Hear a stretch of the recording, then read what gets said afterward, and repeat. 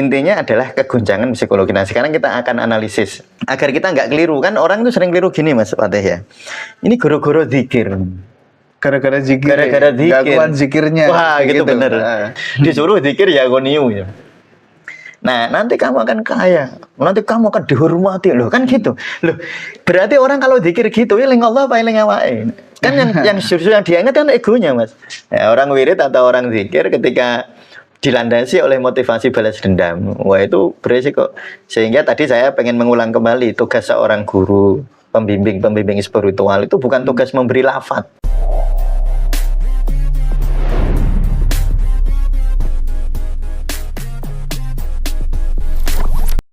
Assalamualaikum warahmatullahi wabarakatuh. Waalaikumsalam warahmatullahi wabarakatuh. Halo teman-teman Sufi, kita kembali lagi di Bedah Buku Menyerap Energi Gaib. Ya. Nah, setelah kemarin kita membahas halusinasi ya Pak. Definisi halusinasi menurut Tasawuf Indonesia. Iya. Nah, sekarang kita akan membahas kejadian-kejadian yang seringkali terjadi. Orang seringkali berhalusinasi itu ketika kejadian seperti apa ya Pak? Iya. Nah, di buku ini itu ada contohnya. Iya. Yaitu mengamalkan zikir kemudian mengalami halusinasi. Iya. Nah, kalau teman-teman sudah punya bukunya bisa dilihat di halaman 139. Ya. Dijelaskan, Pak? Enggak. Ya, jadi kemarin saya sudah menjelaskan bahwa kunci dari terjadinya halusinasi itu sebenarnya goncangan psikologis, Mas. Goncangan psikologis. Itu kuncinya di situ. Nah, seharusnya zikir kan nggak goncang harusnya. Psikologisnya nggak goncang harusnya kan tatmainul qulub wala ala bizikrillahi tatmainul qulub. Tapi ketika orang berzikir lalu apa ya istilahnya ya, tujuan atau niatnya materialis, zikir bisa goncang. Makanya ini di halaman 139 saya tulis ya. Mengamalkan zikir kemudian mengalami halusinasi. Kenapa saya bisa menyampaikan hal semacam ini ya? Karena itu pengalaman bolak-balik gitu. Bolak-balik apa Mas? Berkali-kali. Berkali-kali. Ya, pasien datang ya pasien datang seperti itu ya. Ya betul. Orang tuanya cerita kemarin dari pesantren pulang ngamalkan zikir kok jadi begini gitu. Jadi waham Mas. Waham itu merasa aku adalah wali gitu. Nah, datang ke kita dulu Mas Fatih pernah ya lihat saya yang di klinik yang di Sampangan itu. Sampai nantang-nantang orang lewat. Oh, ceritanya itu ya? Iya, itu orang lewat itu di depan klinik ditantangi semua loh. Saya wali, siapa yang mau ngelawan wali gitu. Nah, itu dari pesantren. Nah, belum pernah itu. Mas Fatih belum ikut saya itu. Ya. Wong belum pandemi ya. Mas Fatih ikut saya tahun berapa? 2022. Oh iya, belum berarti. Belum. Nah, itu ceritanya gitu. Nah, dan itu bukan sekali dua, puluhan kali lah. Makanya saya berani nulis ini. Kalau buku ini kan 2017 ini. Nah, sebelum itu sudah bolak-balik gitu. Terjadi bahwa setelah zikir atau bahkan dalam zikir terjadi, saya meyakini sebagai halusinasi, bukan fenomena spiritual. Nah, kadang-kadang kan orang menganggapnya itu fenomena spiritual atau fenomena apa dalam fenomena kerasukan ya, atau kelebon jin apa-apa. Nah, kesurupan gitu ya? Iya, kayak kesurupan gitu. Kalau di Tasawuf Indonesia analisisnya kayak gitu loh ya. Jadi analisis mengapa terjadi gitu itu goncangan psikologis Mas, bukan fenomena-fenomena yang kita anggap mistis gitu. Dalam beberapa kesempatan penulis diminta, maksudnya saya ya, diminta tolong untuk mengobati anak-anak muda. Yang paling banyak anak-anak muda ini. Yang kayak gitu tuh anak-anak muda yang dari pesantren gitu. Ya, keluaran pesantren gitu tuh ya? Iya, pokoknya di pesantren dapat ijazah gitu loh Mas. Ijazah ngamal ke ini, kamu nanti akan begini gitu. Yang saya ingat itu di sini, di Masjid Agung sini. Itu di tempat kita ini sekarang itu dulu depan itu, saya ingat di pintu depan. Nah, dia masuk, nyun sewu ya hanya pakai celana dalam. Karena bajunya dilepas di luar. Gitu. Dilepas di luar. Masuk ke situ. Lah, dia nantang semua yang di sini, yang di masjid.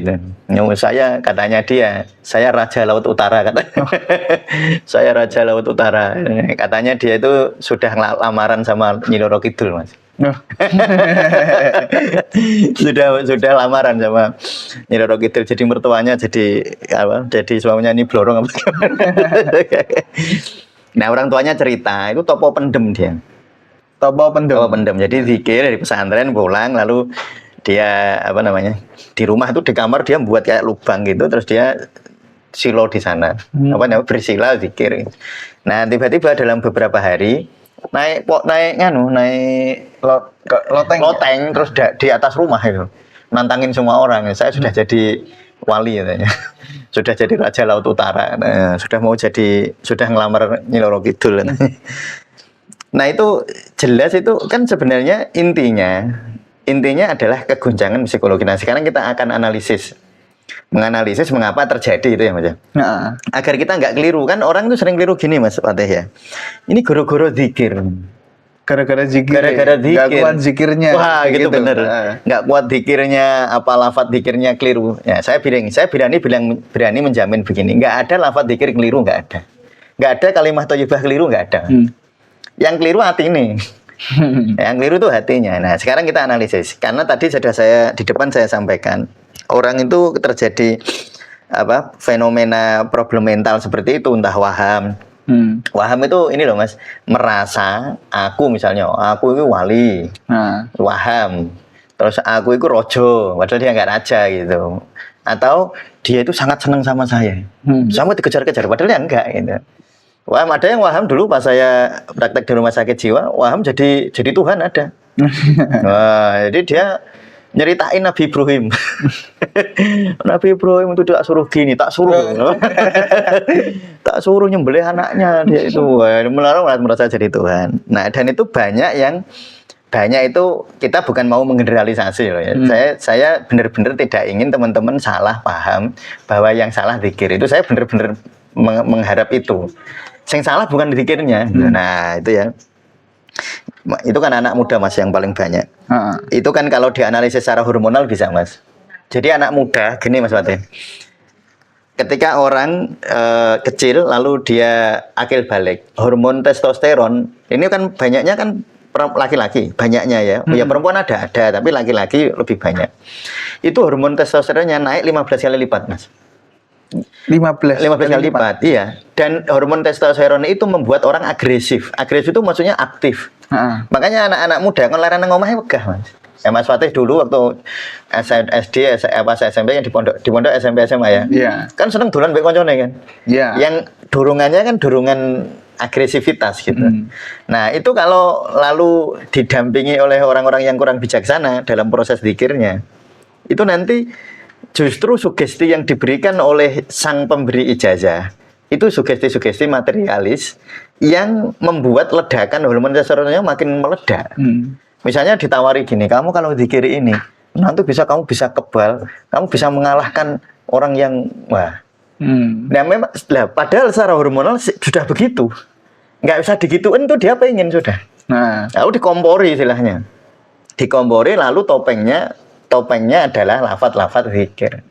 Padahal yang berbahaya itu sugestinya dari awal ketika kenapa saya harus zikir kan nanti kamu bisa nah, kan kadang-kadang ada yang nawar nanti kamu bisa kebal.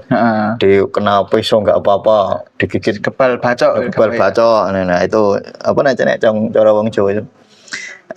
Balung besi itu. Otot kawat balung besi itu. Banyak yang bertanya-tanya mengapa wiridan yang merupakan aktivitas yang baik justru menimbulkan efek-efek yang tidak diinginkan. Nah, banyak orang bertanya ke saya. Tapi kesimpulan masyarakat awam yaitu kesimpulannya karena zikirnya salah, terus kuat zikir, terus kelebon setannya salah mlebu, apa jinnya salah masuk gimana. Nah, sekarang saya jelaskan ya. Memang betul bahwa zikir atau wiridan itu merupakan aktivitas yang mulia, ya. Betul itu. Tetapi ada satu hal yang menyebabkan terjadi hal-hal yang tidak diinginkan, yaitu apa? Kesalahan dalam motivasi zikir.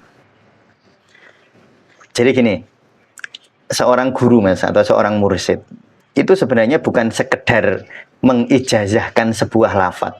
Nah ini penting ya. Tapi tugas utama dari seorang mursyid itu bukan mengijazahkan lafadznya zikir, tetapi merawat niatnya muridnya. Itu paling penting sebenarnya. Nah, kadang-kadang ada orang ngaku ini punya wiridan, nanti kamu akan bisa ini. Berarti kan dia nggak merawat niat. Ya nggak merawat niatnya si orang yang diberi ijazah, dan itu bisa berisiko. Sebagai contohnya ada fulan misalnya berzikir ya goni. Harusnya begini ya. ketika Mas Fatih misalnya zikir ya goniyu, maknanya kan Allah yang maha kaya. Allah maha kaya. Agar Mas Fatih damai di dalam menjalani pekerjaan gitu. Nah, Iya kan biar damai gitu. Ya pokoknya aku kerja, wong Allah itu maha sugih kok. Allah nanti yang akan menolong saya. Fokusnya ke Allah gitu loh Mas. Ketika mengucap ya goniyu, fokusnya ke Allah. Tapi kalau niatnya itu motivasinya di kekayaan untuk mengalahkan orang lain gitu kira-kira. Misalnya ini ada anak muda diputus sama kekasihnya karena nggak setuju karena dia dianggap orang miskin. Secara finansial kurang lah ya. Dendamlah dia dalam hati kan ada dendam, ada kemarahan kan kepada orang tuanya kan. Saya ditolak sama bapak itu karena saya orang miskin gitu. Lalu ketemu kiai. Mbah kiai tenan orang nggak tahu lah. Disuruh zikir ya goniyu gitu. Nah, nanti kamu akan kaya. Nanti kamu akan dihormati loh, kan gitu. Loh, berarti orang kalau zikir gitu, eling Allah apa eling awake? Kan yang justru yang diingat kan egonya, Mas. Iya. Yang diucapkan itu ya goniyu. Yang harusnya ya goniyu itu mengingat Allah yang maha kaya sehingga dia damai. Malah justru dia nggak damai. Waktu zikir ya goniyu kan yang diingat, awas nanti kalau aku kaya. Akan aku permalukan kamu. Awas kalau saya punya motor bagus, aku akan lewat di depan rumahmu. Tak rong-rong. Kira-kira pas membaca ya goniyu itu hormonnya yang aktif itu hormon stres apa hormon kedamaian gitu. Hormon stres. Ya, hormon stres. Pikirannya kayak gitu tadi ya. Iya, kayak pikirannya kayak gitu. Akhirnya yang diucap kalimah thayyibah, yang diucap asmaul husna, tetapi karena tidak dirawat niatnya resikonya begitu. Karena nggak dirawat niatnya jadinya terjadi ledakan emosional. Yang repot lagi gini Mas. Ini yang sering terjadi ya. Sudah zikir misalnya ya Jabar itu kan yang maha agung, maha hebat itu kan. Biar jadi sakti itu. Nah, sudah zikir sesuai gurunya nggak sakti. Terjadi kemarahan. Nah, bilang ke gurunya, guru saya sudah zikir gini kok belum kebal ya. Wah, kamu kurang, tambah lagi gitu. Coba. Itu kan seperti apa ya? Apa sih ini Mas? Menabur. Iya, menabur ini loh, menabur bensin di atas bara api. Ya semakin meledak itu. Maka dia akan semakin, kamu kurang sungguh-sungguh kalau zikir. Maksudnya sungguh-sungguh itu, mungkin gurunya maksudnya sungguh-sungguh eling Allah, tapi dia maksudnya sungguh-sungguh itu keinginannya yang dipertebal. Apalagi kalau ya nyun sewu ya. Kadang-kadang afirmasi itu agak berisiko Mas Fatih. Misalnya afirmasi begini. Nanti kalau kamu zikir ya goniyu, bayangkan dirimu sedang berada di rumah mewah misalnya. Bayangkan dirimu. Itu resiko kalau niatnya nggak dirawat. Kan bisa halusinasi. Iya. Makanya bolak-balik kan, entah di beberapa podcast yang lalu, saya selalu bilang, afirmasi atau visualisasi itu bagus Mas. Tetapi jika tidak dirawat dengan niat yang baik, bisa bahaya. Nanti bisa halusinasi. Bisa halusinasi misalnya, wah dia ini anak laut dulu yang tadi tak ceritain itu, yang tak ceritain dia Lajar Laut Utara kan anak daerah Pantura kan, makanya dia imajinasinya begitu, sampai menganggap itu nyata gitu. Ya. Menganggap dia nyata.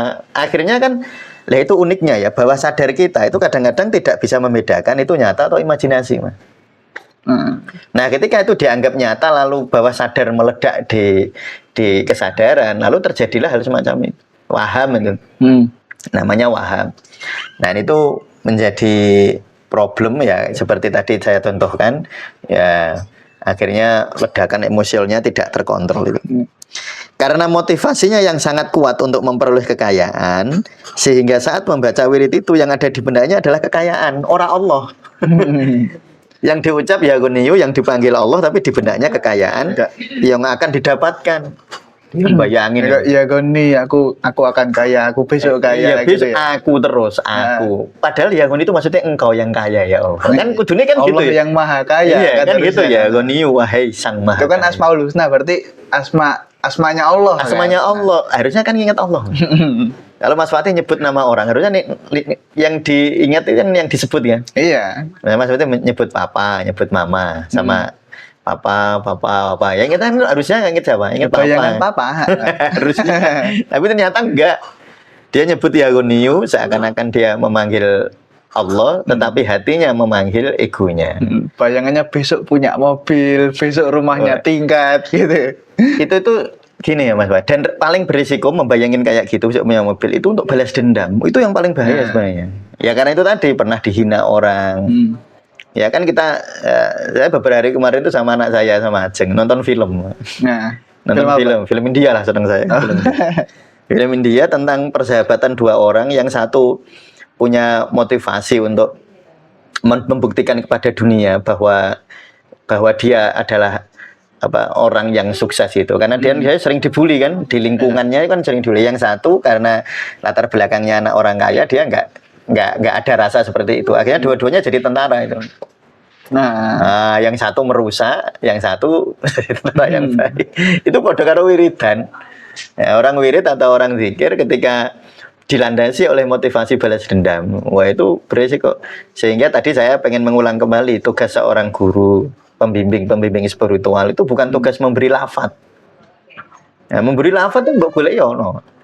Lafaz itu kan berserakan di mana-mana. Bahkan ada Mas buku ijazah dijual itu. Iya, ada ini dikir-dikir gini, ya kan ada. Dan itu saya nggak anggap salah loh ya.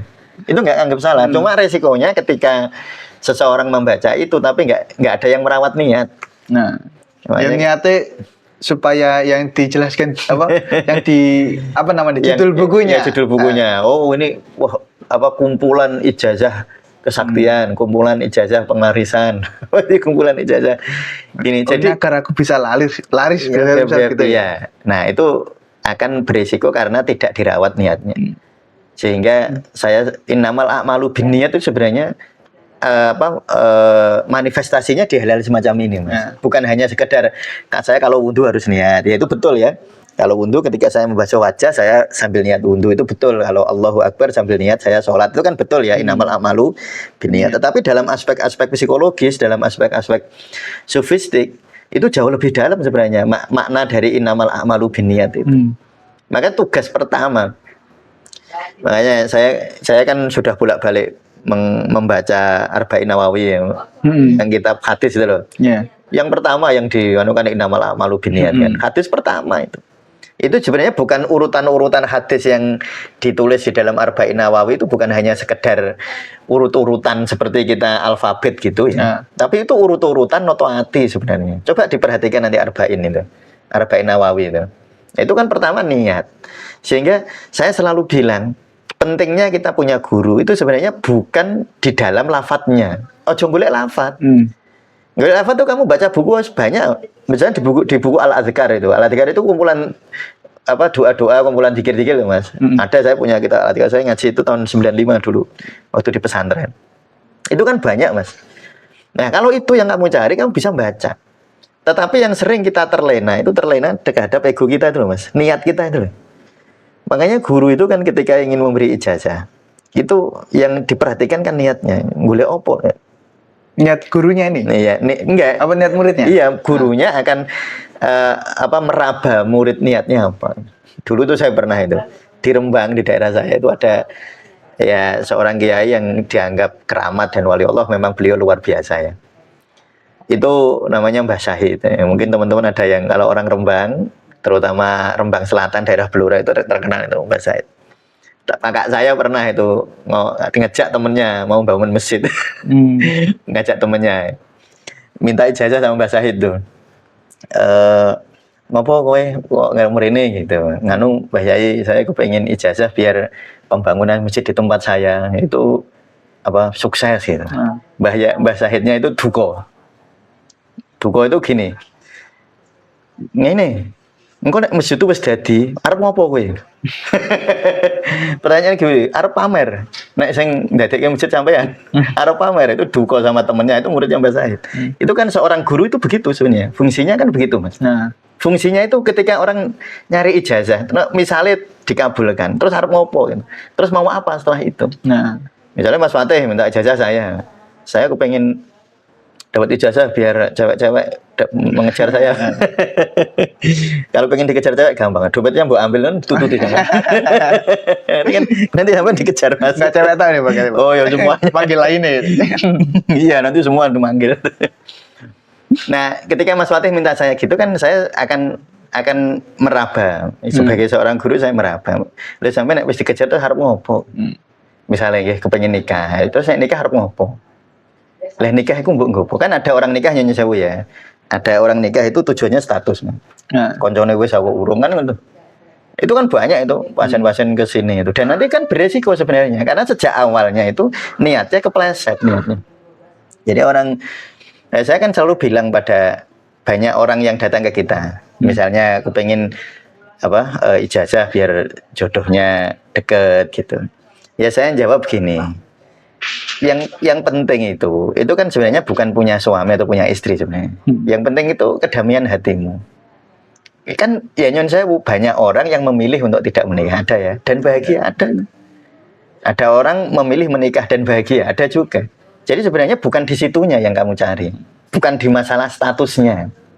Nah kan orang itu kadang-kadang ngejar status ya, status karena nyon saya karena malu ya. Nah, akhirnya dia menikah itu bukan karena ibadah, karena nutupi ego itu loh, nembel ego yang terasa terluka gitu.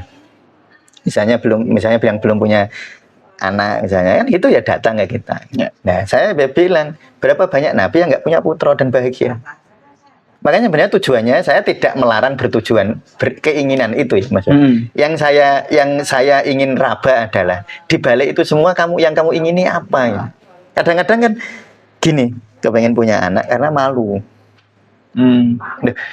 Sekarang kalau gitu nanti anak itu kamu jadikan apa? Berarti anak kamu jadikan sebagai tambal rasa malumu kan? Loh, itu jahat apa enggak sebenarnya? Itu kan meraba niat ya mas ya. Karena dia minta ke saya gitu. Saya meraba niatnya. Nah sehingga kalau niat ini sudah diraba, sudah dibersihkan, setelah itu kan jadi indah. Nah itu yang disebut innamal a'malu binniyat. Makanya di dalam zikir pun begitu mas Fatih ya. Nah jadi sehingga saya berharap betul teman-teman ya. Zikirnya lafadznya apapun. Nah, apalagi kalau di tasawuf Indonesia Mas Fatih tahu sendiri, saya tidak fokus pada sebuah lafadz ini. Kalau lafadz ya kalau misalnya teman-teman yang sudah ikut Torekoh ini terus punya lafadz ini ya silahkan, nggak apa-apa. Kalau di tasawuf Indonesia itu fokusnya di penghayatan. Fokusnya di meraba membersihkan niat. Itu fokusnya. Karena nanti kalau nggak begitu lafadz itu bisa menjadi semacam ini tadi. Zikir tapi terus malah ini berhalusinasi. Oh iya, karena kalau kekuatan keinginan itu terlalu luar biasa, ternyata tidak terjadi. Kan goncang jiwanya, lalu terjadilah halusinasi karena kepinginnya banget itu. Pengen sugih, wah pengennya banget. Ya semua orang pengen itu. Semua orang pengen rezeki cukup, nggak ada yang tidak. Nah, tetapi ketika keinginan itu berdasarkan niat-niat balas dendam, ya. Niat itu berdasarkan ingin statusnya naik. Itu kan di luar mas ya. Kalau niat orang pengen rezeki cukup, bahkan hewan pun kan sama. Itu kan naluriah mas. Iya kan? Ya hewan sama, makanya hewan juga kerja kan. Maksudnya ya mereka naik pitek sendiri, ya berburu sendiri. Karena itu memang naluri, nggak bisa ditolak bahwa orang itu pengen rezeki cukup ya. Tetapi ingin mengalahkan orang lain itu nggak naluri. Ya, ingin tuh nafsu. Ya itu ego, nafsu, hasrat yang. Ya itu ya. Jadi itu. Demikian pula zikir atau wirid yang ditujukan untuk pengasihan, kesaktian, kekuasaan, motivasi-motivasi yang terlalu kuat terhadap hal-hal materi seperti itu sangat mungkin berakibat terjadinya keguncangan jiwa. Karena materi itu kadang-kadang hasil, kadang-kadang enggak, mas. Karena kadang-kadang juga ini bukan hanya soal halusinasi, mas. Engkau naik zikir ternyata nglakoni 40 dino enggak hasil, yang disalahke itu zikir. Salah ke zikir, gue salah ke guru nih. Nah, gue sesuai salah ke Allah. Oh Allah enggak janji. Enggak dungannya ganti ya Allah, saya sudah zikirkan jenengan kayak gini, kenapa enggak dikabulkan? Nanti akhirnya marah kepada keadaan dan itu nanti akan jadi problem-problem kejiwaan jika tidak segera kembali, mas. Maka wirid dan zikir yang dilakukan harus bersumber dari niat yang ikhlas, yaitu niat untuk mendekatkan diri kepada Allah. Itu sebenarnya yang sangat penting. Nah, disinilah urgensi seorang guru itu. Ya, jadi saya ingin mengatakan bahwa ketika kita berzikir, misalnya teman belum punya guru, merasa belum punya guru kan tidak masalah juga bagi saya itu. Tetapi yang paling penting rabalah niat. Gitu. Jadi kalau teman-teman ingin zikir ini, kepengen ini, ya nggak apa-apa. Misalnya kan ada pertanyaan di teman-teman di pelatihan ya mas ya. Saya zikir pengen sembuh gimana Ustadz? Ya nggak apa-apa. Disadari saja. Oh iya saya berzikir masih kepengen sembuh. Dan disadari keinginan sembuh itu dari siapa juga. Kan keinginan sembuh itu asalnya akhirnya dari Allah juga. Dan disadari itunya. Sehingga yang kelihatannya ego itu akan terlampaui gitu loh. Sehingga zikir-zikirnya jadi indah. Jadi intinya nganu ya, dirawat niatnya. Nah, itu intinya di situ biar zikir nggak jadi kesurupan, Mas. Ya. Ya saya kira gitu, Mas. Oke, jadi begitu teman-teman ya. Nah, contoh mengapa orang berzikir sering mengalami halusinasi ya. Iya. Itu tergantung niat kita berzikirnya tadi. Iya, betul. Ada orang yang apa namanya? Niat zikirnya karena kedunian, kalau kita ngomong ya. Kedunian. Keduniaan Kedunian. ya. Misal tadi ya Gonio pengen kaya, dia malah ingatannya besok aku kalau sering ngafalin zikir ini besok aku bisa kaya. Bukan dengan zikir ini aku akan ingat Allah yang maha kaya dan jadi Allah yang akan memberiku rezeki. Iya. Nah, jadi zikir tergantung niatnya ya. Halusinasi pun ya gitu. Iya. Ya niat apa yang kita gunakan mungkin jika tidak tercapai ya bisa ada lekat goncangan emosi tadi ya, atau goncangan psikologis tadi ya Pak. Iya, iya. Dan goncangan itu yang menyebabkan halusinasi tadi. Iya, betul. Dan mungkin cukup sekian dari kami. Dan untuk teman-teman yang ingin buku Menyerap Energi Gaib, kita ada di marketplace ya, ada di Shopee, ada di Tokopedia juga. Atau yang susah untuk menjangkau Shopee, Tokopedia bisa melalui WA dari admin. Kita berikan linknya di bawah ya, di deskripsi. Dan cukup sekian. Assalamualaikum warahmatullahi wabarakatuh. Waalaikumsalam.